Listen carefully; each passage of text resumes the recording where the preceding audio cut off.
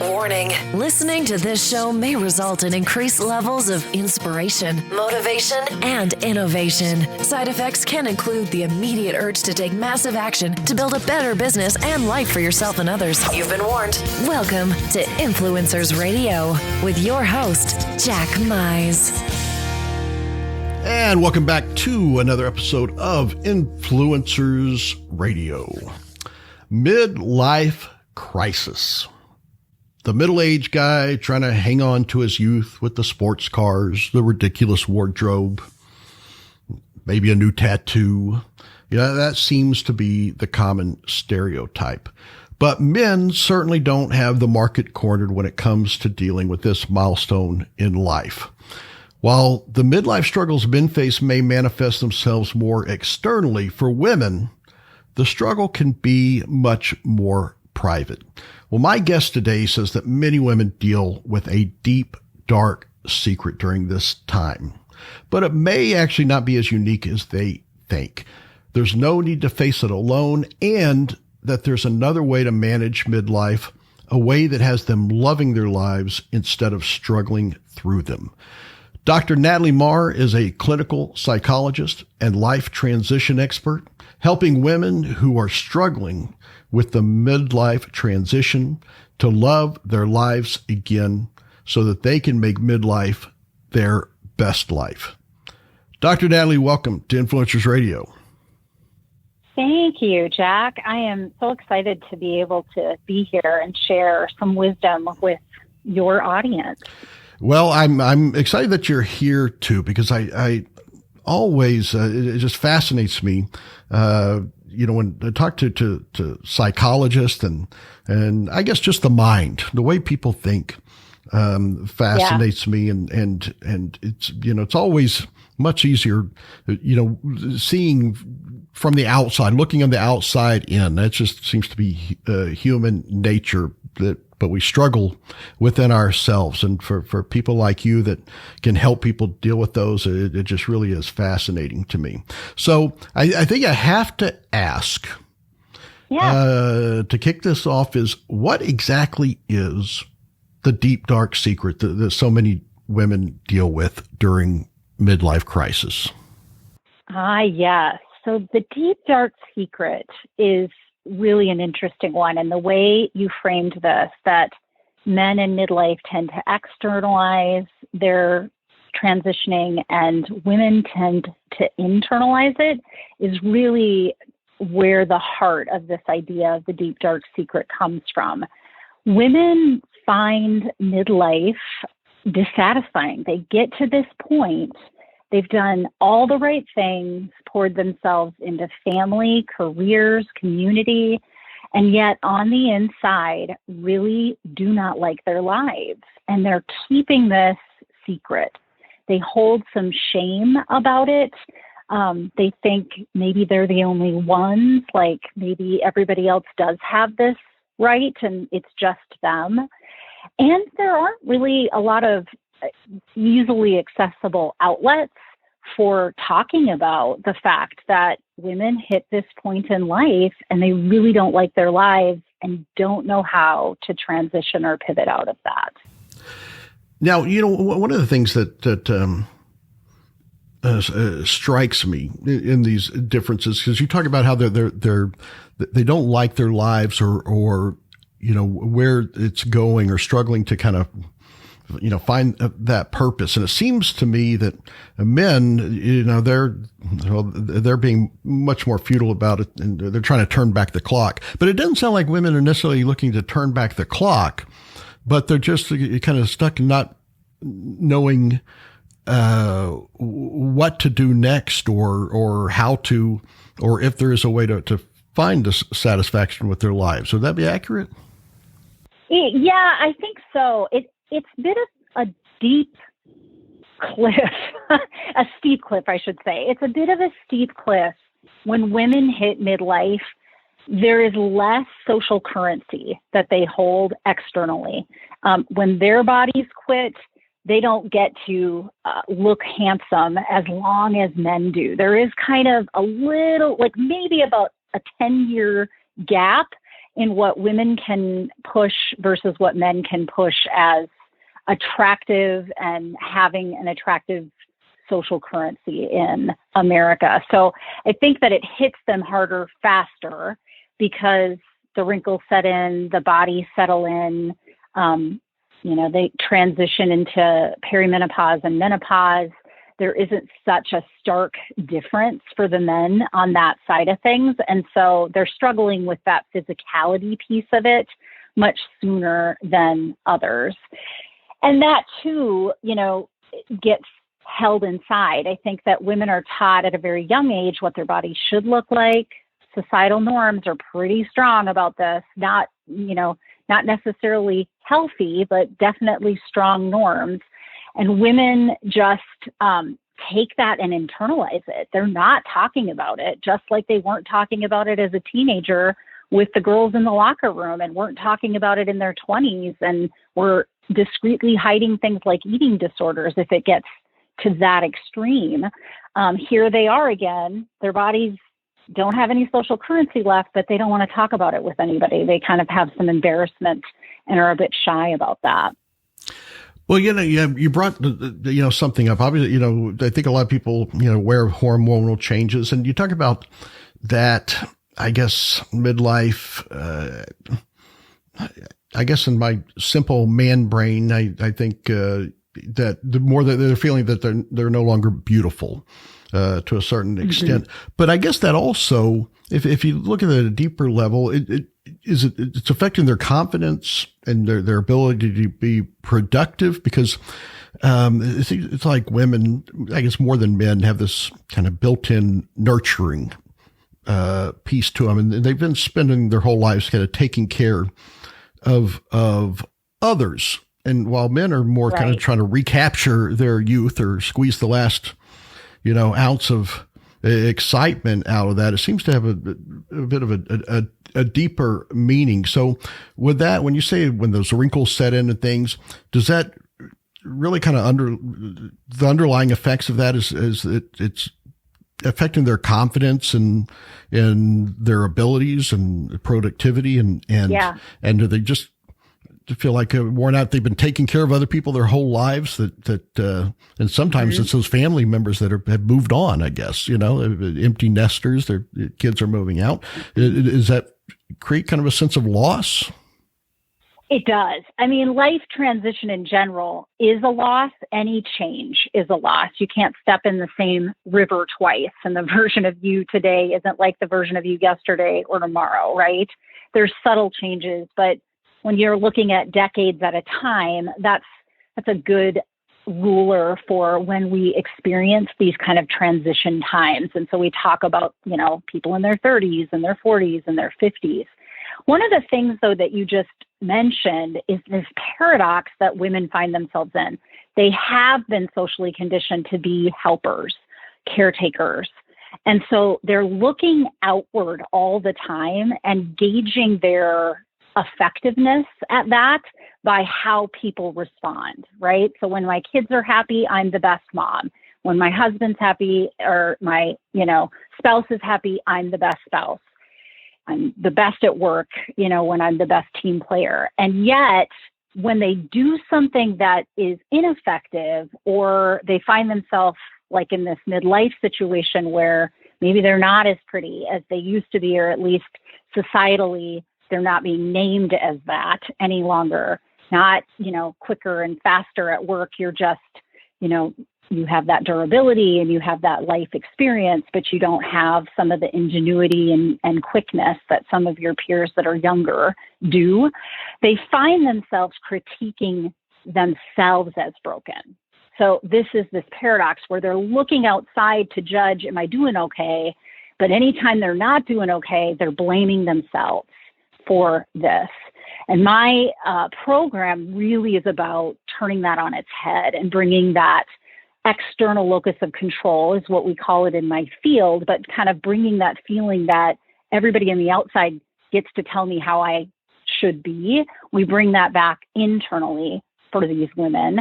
And we stop being so focused on critiquing ourselves as doing something wrong. Rather, we look at outside and say, hey, there's some social norms here that really don't serve me anymore. I just don't believe that women in their 40s, 50s, and 60s aren't gorgeous. They're gorgeous differently. And we get, kind of into this situation where we get to make up the new rules. And I think our wisdom and our time on earth allows space for that. However, not everybody knows how to do that switch effectively of that paradox. And so that is really, it's all of what I've done across 2 decades of work distilled into this, because I really want to impart this wisdom on a group of women that I think needs our help more than any other group as the backbone in our society. It makes me think that, comparison is just such a terrible temptation for so many, and especially, with the way that the media and our access to what the ideal is. Do you see that as having a big impact, and what's the damage that can cause? It causes real significant damage because it's so subtle. My metaphor is learn to love your story. And the reason I say it that way is I think that we all can relate to a really good story, right? We like to tell good stories. We like to hear good stories. What we don't recognize, though, is that there's this real subtle level at which culture, family, religion, society give us stories about how we should be. And we end up, shooting on ourselves is how I refer to it, because we don't really notice that the story we tell ourselves is, oh, I can't be pretty anymore because I have wrinkles unless I laser them off. We're not really noticing that that's a deep-seated story that we were taught, as soon as we could figure out what outward beauty was as a definition or a construct. So, yeah, I think that the seed of almost all of the human suffering in this realm is because we are aging out of what society's rules allow space for. And yet we were never taught as women to think about ourselves first and think about how to shift that for ourselves. You mentioned men have a little bit easier time with some of those things. And I think that a lot of that has to do with men are acculturated a little bit differently in our society to be more individualistic. Women are, taught to be collectivist. And so we are the family caretakers and the people caretakers and the community caretakers. So we don't think of ourselves first. We think of ourselves sometimes not even 9th, 10th, or 12th. It gets really dicey. And by this time in your life, you're rooted. You're rooted in lots of different things in your midlife. And so you can really feel like you're pulled in many different directions. Well, that brings up something that I know that you talk about, and I'm starting to see kind of why and the consequences of this. But with the women feeling like they're being pulled in directions, and they're responsible to at least at some level for others. How difficult how difficult is it for women to actually get to the point where they say, no, I'm going to take some time for myself. I'm going to set aside time for myself, because it seems like that's ironically, something that's very difficult for them to do. Do you see that? Yeah, totally. And I mean, listen, I am no stranger to these very same things as a woman in midlife myself. And so I have a lot of credibility, both clinically and because these are my lived experiences. And you're absolutely right. What you started this talking about midlife crisis, because we kind of, that's the pulp culture version of this. I call it life transition. It does get to crisis level, though. So, for instance, myself, a handful of years ago, I'm heading into a second divorce and looking at being a single parent for the second time. There's a lot of things, that people think about those two things, and none of them were flattering towards me. And so if I'm telling myself the same story that society is telling me, I'm getting really down on myself during a time like that. Now, luckily, I was, a clinical psychologist, and we do our own therapy and all the things. So I was on top of it, and I really started to think through the whole thing.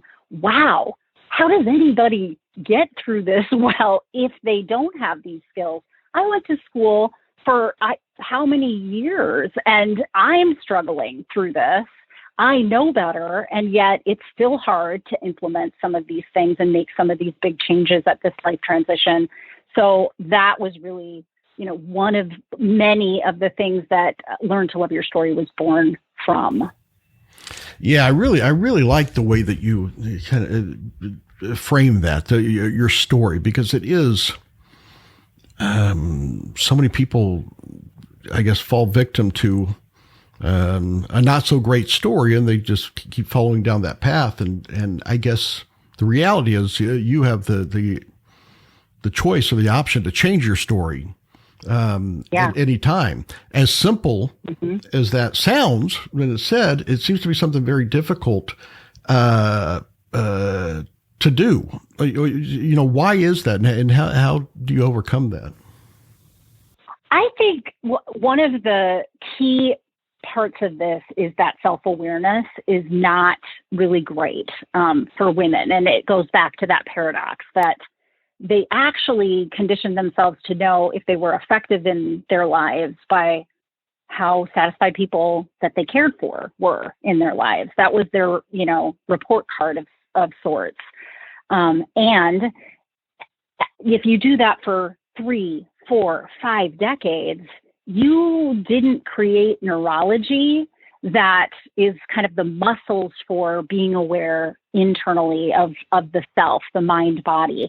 Some women are very disconnected from their body altogether. They get in their heads. They want to be perfectionistic. They're worried all the time. They feel overwhelmed.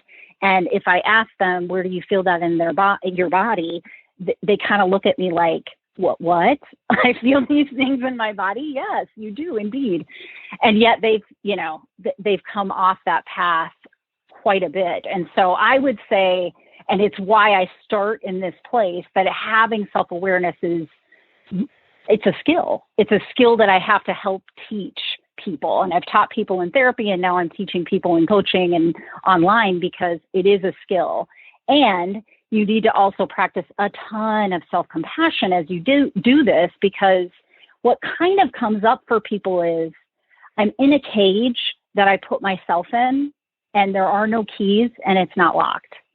So if you start to notice that you're kind of creating some of the stories that you're telling yourself and causing your own suffering, you can get real irritated with yourself. It kind of goes back to that self-blaming thing that women also quite commonly can do. So it's that self-compassionate awareness, which is a skill set that women just were not taught to have, really, not acculturated in that way in Western American culture anyway. Well, you brought up a few things there that I'd like to ask you to expand on. You talked about that perfectionism. It's a terrible disease, isn't it? And very much. And I guess that's something that I guess a lot of people struggle with. But how do you get people to let go of that? Because perfectionism creates, it seems to me, so much unnecessary stress and pressure. So I guess it's really a two-parter. How can people let go of that perfectionism, but also, what is the stress and pressure of that perfectionism? How can that, we've talked about this, and people think of this as mental issues, but how can that also manifest itself physically for women as well? Well, everything that's emotional is manifesting itself physically, because the basic building blocks of neurotransmitters are proteins, and proteins change based on our environment. So, things happening outside of us create different changes in our neurotransmitters that then become the chemicals of the emotions, the serotonin and norepinephrine and such. And what you're asking, I think, is really important. It's the key, of course, that self-awareness, being compassionate with yourself and noticing it, does need to be the starting point. And what you're really getting at is perfectionism is kind of a twofold thing for most women. It's part societally imposed and part personally imposed. And the two are very muddily connected to one another. So it's not real easy to extricate an old pattern like that. So what I'd start with is neurologically, what we're really going to do is build a new set of neural pathways. So if you think of perfectionism as one neural pathway of sorts, what I'm going to help you do is create several others that connect when the perfectionism pathway goes off, essentially. So perfectionism will go off, but you think of it more like a rumble strip on the side of the highway, and you go into one of these alternate behaviors that are more effective in those moments. And, how we create or structure those other things for you to do is really dependent on that muddy water of how much of this is a societal norm that you bought into, that everything you need to do should be perfect, that you're gauging that by what people on the outside are saying. And if they don't always say good things, then it's all crap instead of, giving yourself some leeway, versus how much of it became an internal dialogue of, I really, feel the best when I'm doing things very well, which isn't actually inaccurate. It's probably very true that endorphins and dopamine are going through your body when you throw the best birthday party for your little kid, or, hand in that team report and give your boss, all the things that they need to go do a presentation. It's going to give you a chemical high either way. And that becomes kind of the physical addiction, not addiction, but just like it reinforcer. It's the behavioral reinforcer. So it's hard to get off of that without giving you some alternatives that also give you those same chemicals. The last year and a half has obviously brought its own set of stressors and pressures. I guess, that's got to be amplified. I imagine for people going through this transition during this time. Do you find, are women at a higher risk for mental health issues during this time of COVID and the pandemic? Yeah, the Center for Disease Control's latest survey, they haven't been able to do a formal study, but they're doing surveys all through COVID, says that 1 in 3 adult women in this kind of 30 to 60s age range are reporting clinically significant depression and anxiety symptoms. That's up about 15% from our baseline data that the CDC did back in 2019. That is a significant jump in a short period of time. There are certainly jumps, and we wax and wane depending on what's happening in the world. If I went back and I looked at that around when the Twin Towers went down and 9/11, you would see that same thing. Like, everybody was very fear-based for a while, still are in some ways, but our mental health is very much affected by what's going on in our world. So I think that one of the insidious things that's happening, though, for women is that they are the ones that are doing more of the changing. So it's life transition, as normal when you're going through midlife, times all of these other things. They were more likely to stay home with the kids and teach the kids during COVID. They were more likely to have to take pay cuts or lose their jobs. I believe the last statistic I saw is that women are making up 56% of the workforce, and it hasn't been that low since the late 80s. That's significant too. So it's this layering of all of these different stressors. If you came into my office, it'd probably be 1 or 2 of those. If you were looking through my coaching program, maybe 1 or 2 of those. And now it's all of these at the same time. Again, this was another impetus to put free information out on my blog website, because I just want people to get the right information. In this day and age, you can Google anything, but you don't know the credibility of it. And I wanted women to have this information of ways that they can help themselves and to feel normal, not feeling normal. This is hard. And nobody should be expected to be doing this well. Absolutely nobody. We're all doing the best we can with what we have, and what we have is still ever changing because we still haven't gotten this pandemic under control. Well, Natalie, I think one of the things that just really stands out to me about you is your whole philosophy about making midlife the best life for women. And there's something that you've said, and I've seen it, I think on your website, when you talk about discovering how to love themselves as they are, not as they will be, because it does seem like that's just a terrible point for just anyone to experience when,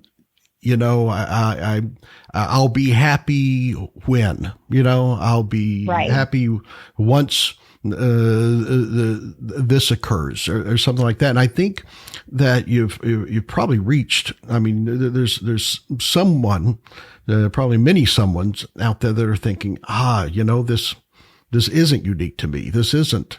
And I think that statement just really sums it up, that if I can just love myself as I am, not having to wait, once I get to this, just made up place or something that society says I should be. So if someone's in that position and then they get this, you've talked about, your office or coaching or courses. What does it look like? What are some of the options that people have to be able to overcome this, though, to work with you? Yeah. So the learntoloveyourstory.com is the hub for all of my free to coaching and, paid for online courses, resources. You can follow me there. You can follow me on social media as well. And I post a new vlog, which is a video blog, essentially, with a tip. So I'll start with, are you suffering this way? Okay, listen up. This is what you should be doing. And that stuff's free. So I strongly encourage people to go to the website, learntoloveyourstory.com, and at least get on the subscription list so you're getting that information. And then I have an online course that is 20 weeks long, but it's broken into 5 courses that are each 4 weeks long. And you can do it at your own pace. So it's self-study. And if anybody's interested in any of the stuff that I'm talking about and think like, man, she's right, I'm not really self-aware. Well, I have one on self-awareness. So you can go and do that online, see what you think about it. If it whets your appetite that you'd like to actually do coaching, I've also started small groups of women doing midlife coaching groups as well. So we use the material from the online course, but you're also meeting with me once a week online. Well, I think it's just fantastic what you're doing, because it's, not just giving people hope. I think people always have hope to hold on to, but to realize that this isn't a time to let go of goals, that it's a time that can, that a person can renew goals or even have new goals. Live into them. Yeah. And I think you truly have, that it doesn't have to be a crisis. Like you said, it's a transition, and a transition that, can be a very positive one. So I want to thank you so much for coming on and sharing this. Absolutely. Thank you for having me, Jack. I love to get the word out. And so I really appreciate you having me. Well, how can we get the word out more? The best way for people, I know you talk about the learntoloveyourstory.com. Yep. Are there some other ways people can follow you? Yeah. Facebook is at Learn to Love Your Story. Instagram is at Learn to Love Your Story. I'm also on LinkedIn. I believe on that I'm Natalie Marr because it's under my clinical psychologist hat. And those are also good ways because I post all my new stuff there every single week. And so if you're following me, you just get the little ping whenever new stuff is coming your way. Well, fantastic. I definitely see that you're making a really strong impact on a lot of people's lives that are going through this, and just that they don't have to do it alone. That you're well versed in this. So I just think it's a wonderful thing. So thank you again. Thank you. All right, folks, there you have it. Definitely check out Dr. Natalie Marr. LearnToLoveYourStory.com. We'll have the link on the show post along with those social media, the ways to connect with Dr. Natalie. Until next time on Influencers Radio, remember, you are the only real game changer. You've been listening to Influencers Radio. To get all past shows and updates on future shows, visit influencersradio.com today.